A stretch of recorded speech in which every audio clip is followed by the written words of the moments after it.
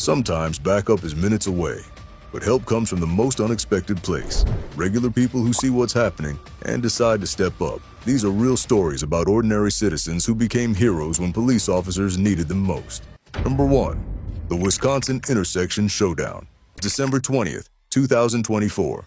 Just another cold winter day in Wisconsin when Deputy Morales got what seemed like a routine call about someone causing a disturbance. You know how these calls usually go. Show up, talk to the person, maybe give them a warning, and everyone goes home. But this one was different from the moment he arrived on scene. What are you doing? What are you doing? Get out of the road. Johnson Auto, Adam, George, Adam. Get out of the road. 3712, Adam, George, Adam, 3712. Get out of the road.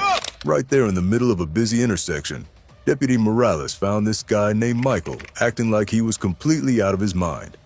We're talking full-blown crazy here, yelling at random cars driving by, refusing to get out of the road, and just acting like he was on some serious drugs. Traffic was backing up, people were honking, and this guy was creating a dangerous mess for everyone. If you keep coming up to me, I'm going to tase you. All right, come on. What's up? We don't have to do this. Yes, we do. We don't. Yes, we do. Come on. Deputy Morales tried everything he could think of. He started with talking, trying to reason with the guy and get him to calm down and move out of the road. But Michael wasn't hearing any of it.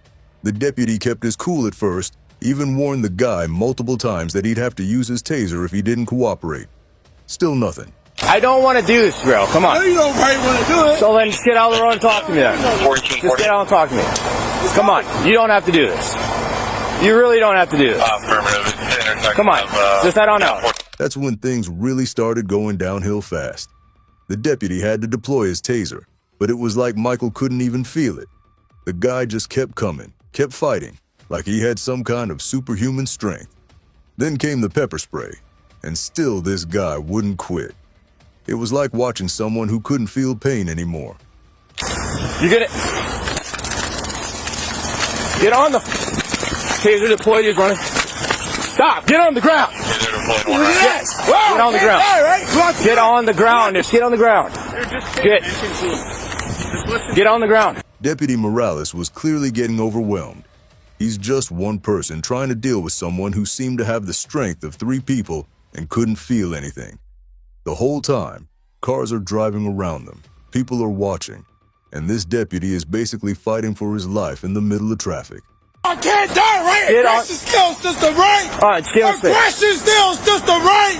I can't die! That's when this random citizen driving by saw what was happening and made a choice that probably saved the deputy's life. Instead of just rubbernecking or driving past like most people would do, this guy actually stopped his car, got out, and ran over to help. He didn't know the officer, had no obligation to get involved, but he could see clear as day that the cop was in serious trouble. Come on! Are you done? Are you done? Put me in a handcuff. Okay, get on the ground then. Get on the ground. Stop being stupid.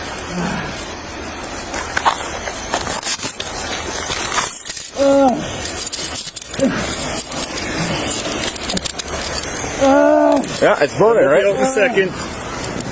Stop, hold on, dude, chill. Stop fighting. Stop fighting, I'm gonna put you on the ground. Get on the ground. Get on the ground. Get on the ground. Even with 2 people, Michael was still fighting like he was possessed. The struggle went on and on until another Good Samaritan showed up to help. It took 3 grown men to finally get this one guy under control and into handcuffs. Without those civilians stepping in, that deputy could have been seriously hurt or killed. Dude, get on the ground.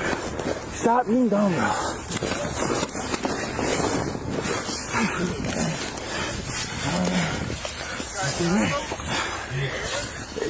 Yeah, can you grab his legs? Dude, dispatch, I got him on the ground. I'm just waiting for backup with this one. Case 2. The South Carolina convenience store shooting. January 1st, 2016, South Carolina. New Year's Day should have been quiet for most cops. Maybe just a few drunk driving calls or noise complaints from parties. But for one officer responding to a theft report at a convenience store, it turned into the fight of his life. The officer got the call about someone stealing from a local store. Pretty routine stuff that happens all the time.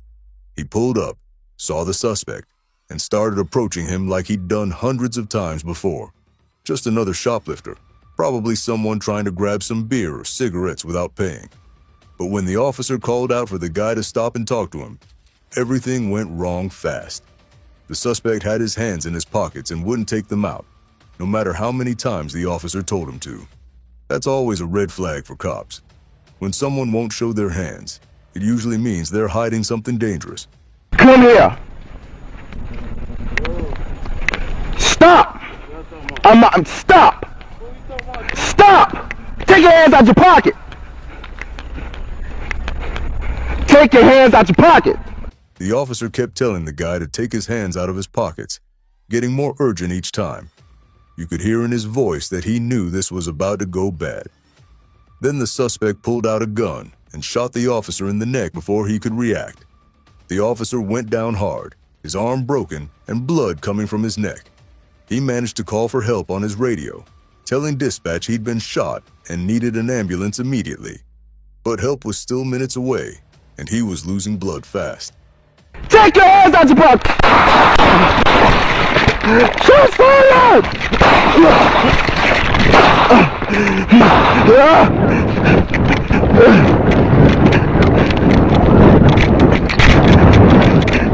That's when a civilian named John Tompkins saw what happened and ran over to help.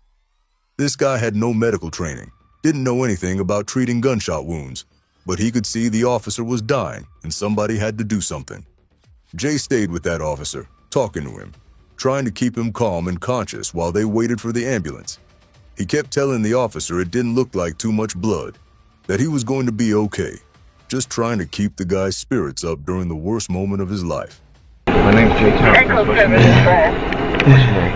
What's his name, sir?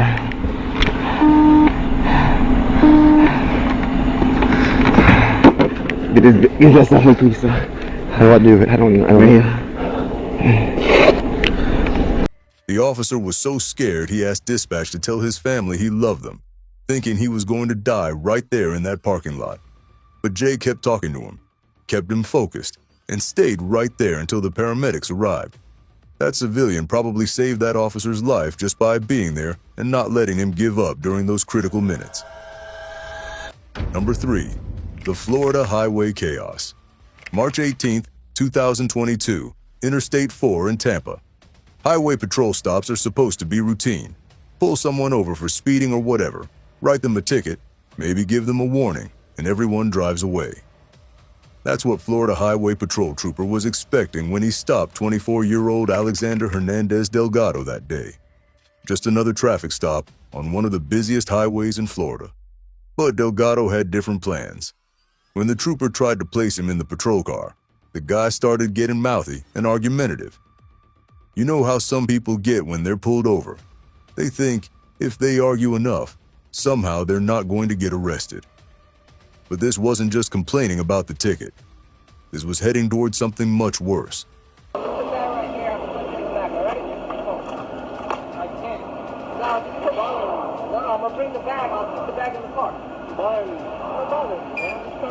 Things escalated fast. Delgado went from arguing to getting physical, and before the trooper knew it, he was in a full-blown fight on the side of Interstate 4.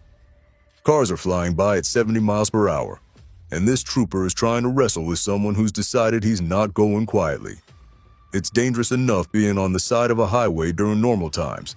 Add a violent struggle, and you've got a recipe for disaster. Okay, come on, let's go.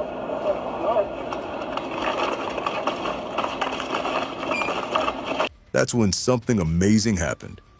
An 18-wheeler driver saw what was going down and pulled over, but he wasn't the only one.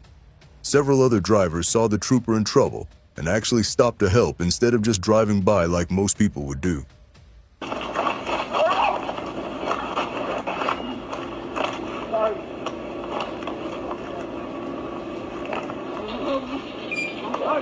Picture this scene.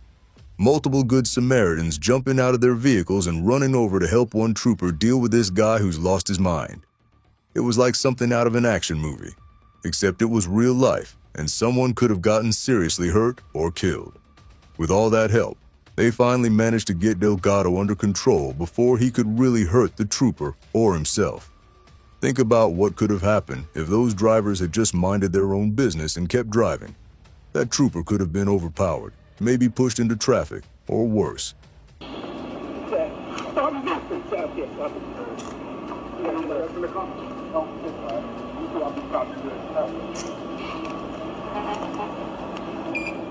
It just goes to show that sometimes it really does take a village to handle one person who's completely out of control. Those drivers didn't have to stop. They could have easily just kept going and pretended they didn't see anything. But they chose to get involved when someone needed help.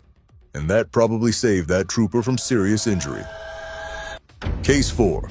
The Asbury Park Fire Rescue, August 26, 2025, started out like any other summer morning in Asbury Park, New Jersey. People were getting ready for work. Kids were probably still sleeping in. Just a normal Tuesday around 8:44 a.m. Then everything changed when the call came in about a house fire on Prospect Avenue. When officers DeWitt Bacon and John Walsh arrived at the scene, they knew this wasn't going to be a routine call.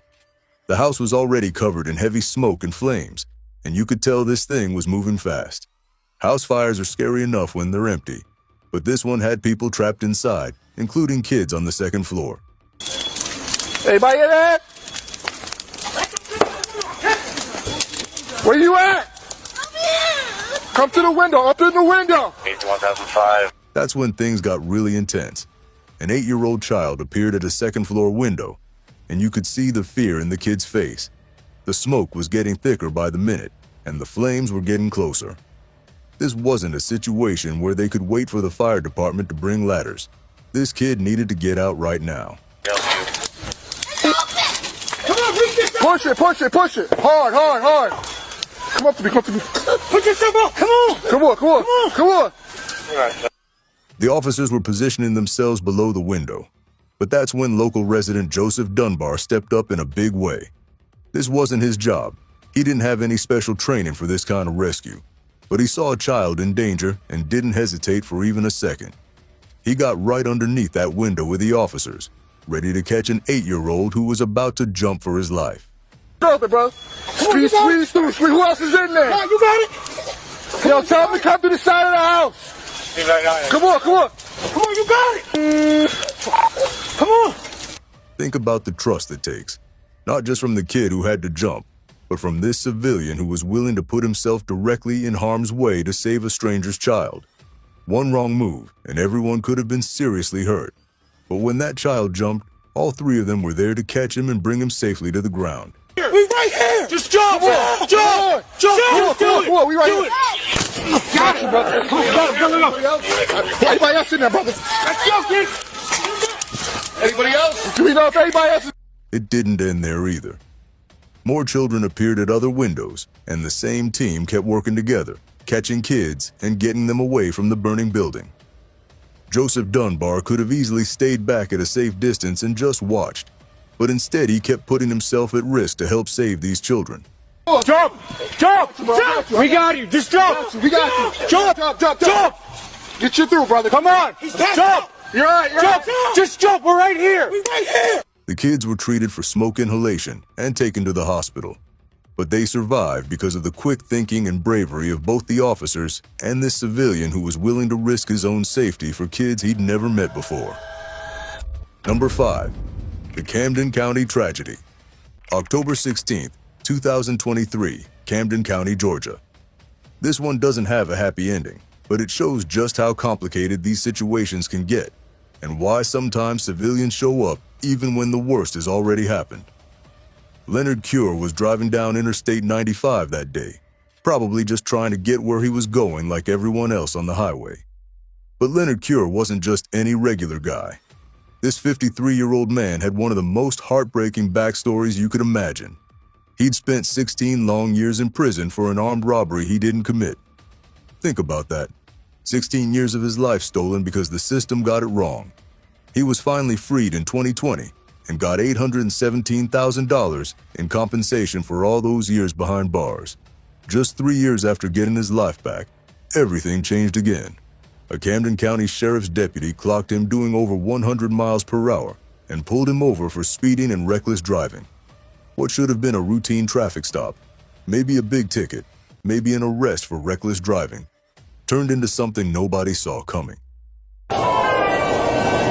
When the deputy ordered Cure out of his truck, Cure got out but started questioning why he was being arrested for what seemed like it should just be a speeding ticket.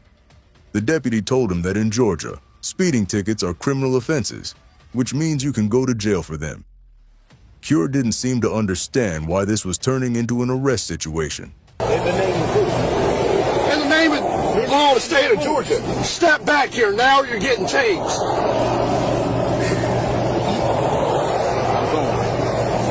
Watch me now. Things escalated really fast from there.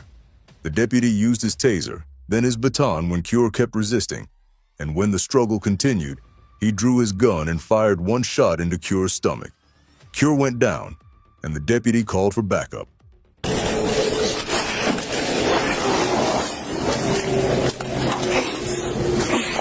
Yeah, bitch.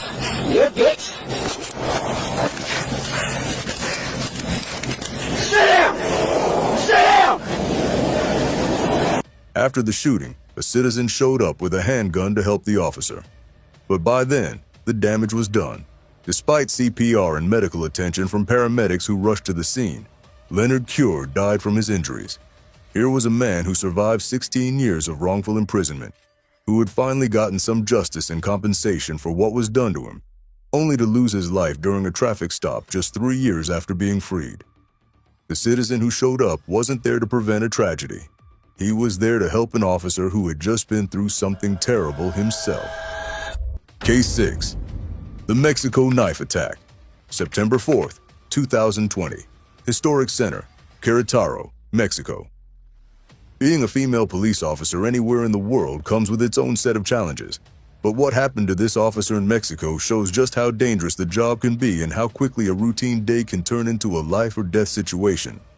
This female officer was just doing her regular patrol duties in the historic center of the city, probably checking on businesses, making sure everything was peaceful, the kind of routine work that police do every single day. She had no idea that someone was watching her, planning something that could have ended her career or her life. A 30-year-old man named Raul from Salvatierre, Guanajuato, had been following her movements and decided he was going to attack her. This wasn't some random crime of opportunity. This guy had been planning this out, waiting for the right moment when she was alone and vulnerable. When he made his move, it was brutal and calculated. He approached her with a knife and immediately went for her gun, trying to disarm her while threatening her with the blade. But that wasn't enough for this attacker. He grabbed her by the neck and continued his assault, probably thinking he could overpower her and steal her weapon.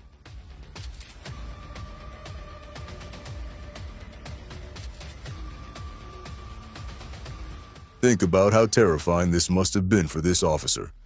She's being choked, threatened with a knife, and someone is trying to take her gun, which could turn this attack into something even worse.